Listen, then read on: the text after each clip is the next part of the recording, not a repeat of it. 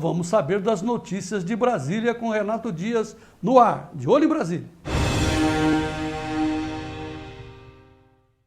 Renato Dias, muito boa tarde. Deu uma engasgadinha, mas estamos falando.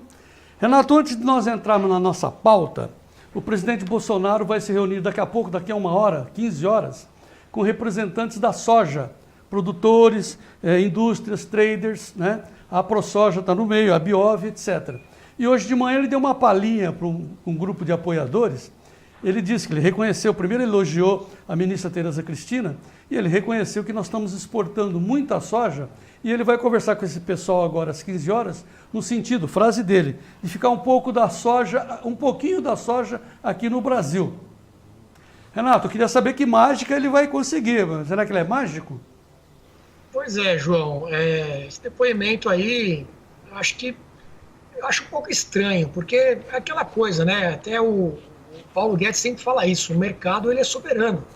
Então, se está sendo mais vantajoso para os produtores e empresas exportarem, eu acho que o governo não deveria interferir nisso. Eu não acho que ele vai fazer algo obrigando ou criando alguma lei aí, aumentando imposto, fazer algo do tipo para inibir esse tipo de coisa. Me parece que vai ser mais uma conversa para tentar entender por que isso está acontecendo e talvez convencer, né, de mudar um pouco esse destino da soja, mas eu não vejo com bons olhos fazer algo aí do tipo de uma intervenção para mudar o destino dessa soja. João, vamos acompanhar o resultado dessa conversa para depois a gente poder falar com mais propriedade sobre o que foi conversado e o que foi decidido. Mas, em princípio, não gosto desse tipo de coisa. Eu acho que o mercado tem que atuar de forma natural e espontânea. Intervenção, né, Renato, nós sabemos bem, era no tempo do PT, no tempo dos socialistas, lá na Argentina, na Venezuela, agora de novo na Bolívia, etc., querem no Chile, aqui não. Pois é, aqui a gente teve exemplos lá atrás, né? Tinha os fiscais do Sarney, né, que iam lá olhar o tabelamento de preços. Isso nunca deu certo e nunca vai dar certo. É o que a gente está vendo agora nos vizinhos que você citou. Lá atrás já teve controle de preço de café, né, café queimado, enfim, são coisas aí que hoje em dia, numa economia globalizada e de livre mercado, que é o que a gente sempre quer, ficam muito esquisitas. Então, talvez algo pontual você possa fazer numa emergência, mas no longo prazo você tem que deixar a economia fluir de forma natural. Então, vamos aguardar para saber o resultado dessa reunião, mas, à primeira vista, não me agrada esse tipo de conversa, João. E nós temos que lembrar que nós estamos lutando para construir um país mais leve, né, com menos impostos. Nós vamos mostrar já a relação de impostos, de lucratividade, quanto que o Estado abocanha de quem tenta produzir.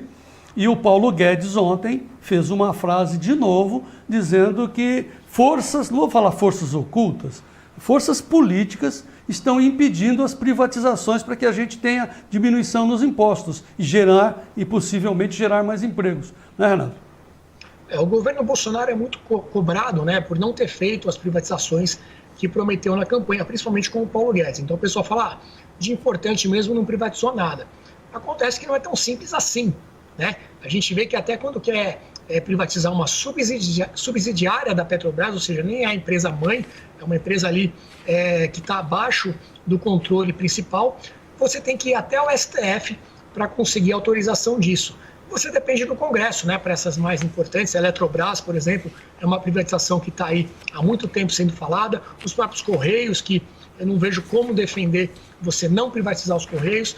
Então, na prática, é bem complicado. Você precisa de um clima político para poder fazer essas privatizações. O Bolsonaro, em tese, agora tem mais apoio, mais articulação lá dentro, com essa aproximação que ele fez do Centrão, mas a gente sabe que mesmo assim é complicado. Vide o então secretário Salim Matar, né, que era o responsável pelas privatizações, acabou desistindo, pediu o boné, saiu do governo, porque viu que as forças dentro do próprio governo para atrapalhar isso, toda a burocracia que existe para você andar com um projeto como esse, milhões de pessoas têm que ser ouvidas, pareceres e tudo mais, então a coisa realmente não anda.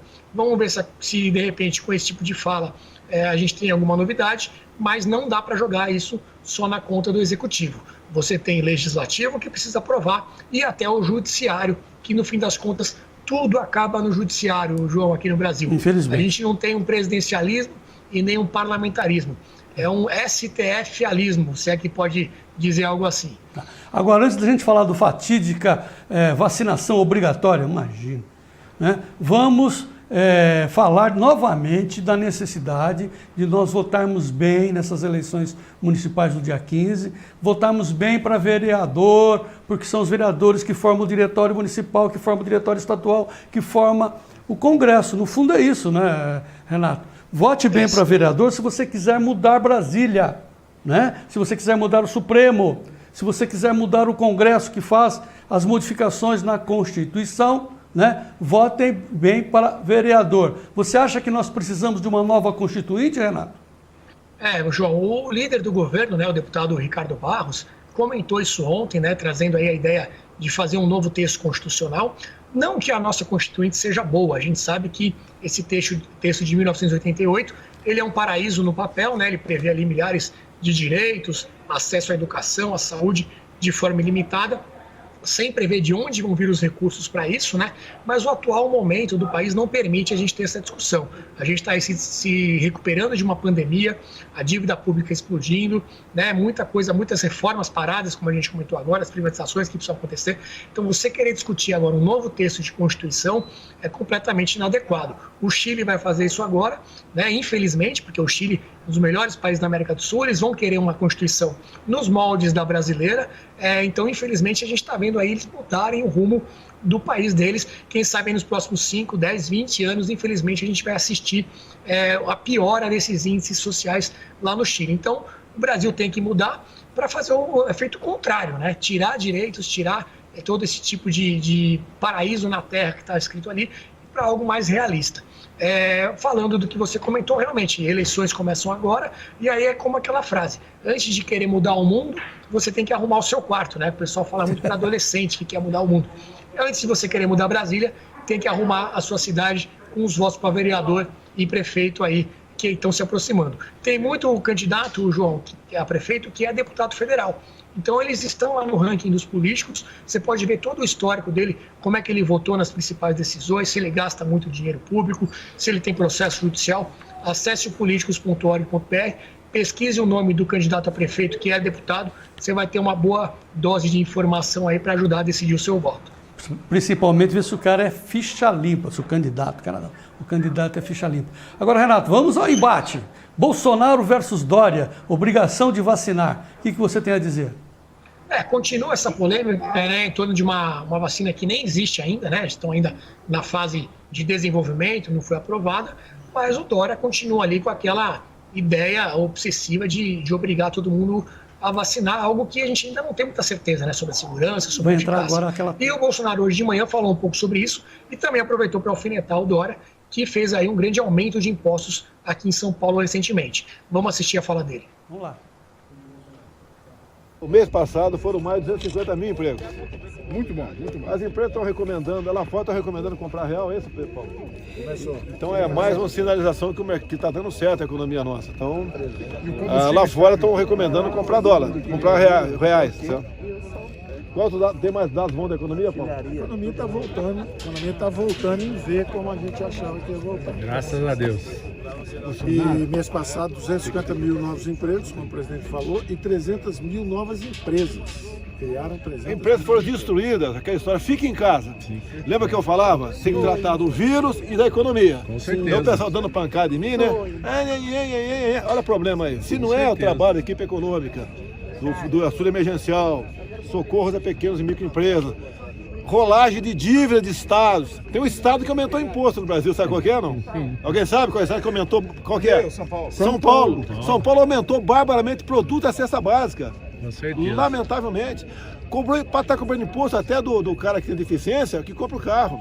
Uma barbaridade. E nós sim, fizemos o que tinha que fazer, não aumentamos impostos, muito pelo contrário, agora um estado ou outro, que é o mais importante da economia do Brasil, dá esse péssimo exemplo agora aumentando impostos. É isso que... Pior é que aumentou os impostos sobre a agricultura. É fácil assim, né? Opa, minhas despesas subiram. Taca imposto em cima do produtor que faz a cesta básica, Renato. Ô, João, a economia a gente vê depois, chegou depois, e quem vai pagar a conta é o contribuinte, que de contribuinte não tem nada, né? É imposto mesmo. Então a conta chegou. Lá atrás ele quis fechar tudo, caiu a arrecadação, obviamente, né? Empresas fechando, muita gente indo à falência. E agora, para conseguir fechar as contas do governo, ele manda a conta para a população. É exatamente isso que está acontecendo. O Bolsonaro fala meio enroladão, né? Mas ele se comunica bem. O problema é que é a dicção. Mas ele não deu destaque para uma coisa fenomenal que aconteceu ontem. Nós demos destaque aqui no Tempo e Dinheiro, que é a maior corretora do mundo, né? Um dos corretora banco, o Morgan Stanley, está recomendando que os investidores comprem real, porque eles acham que o real vai subir. Ou seja, essa paridade com o dólar, que está quase 6, vai descer, segundo o Morgan Stanley. Então, esse é o destaque que o Bolsonaro começou a falar, mas ele foi exatamente em cima dos impostos cobrados pelo Dória, né? Essa é a democracia do Dória. Eu quero aproveitar, Renato, colocar uma tela no ar para os produtores verem qual é a diferença. Produtores na sociedade. O pessoal tenta produzir, aí vem o Estadão, né? Não o Esquerdão, né? Não o jornal, mas vem o Estado e abocanha a principal parte da produção. Veja essa tela, a relação entre margem de lucro e carga tributária. Então, assim, a esquerda, no azul, é o que fica com o investidor, quem arrisca. E a direita é o Estadão, aquele pessoal que carrega, aquele pessoal que mama deitado. Na área de serviços, Renato, fica para o investidor 18,6%. E a carga tributária é 23%. Finanças, 18,2%. Carga tributária, 22,7%. Olha a saúde, Renato, é absurdo. O investidor que investe em vacinas, o diabo, 15,8% de lucro. E a carga tributária é 40%, é 39,5%. Chega em energia, 11,8%. E a carga, 45%. Bens de consumo, 11,6%, carga de 44,8%.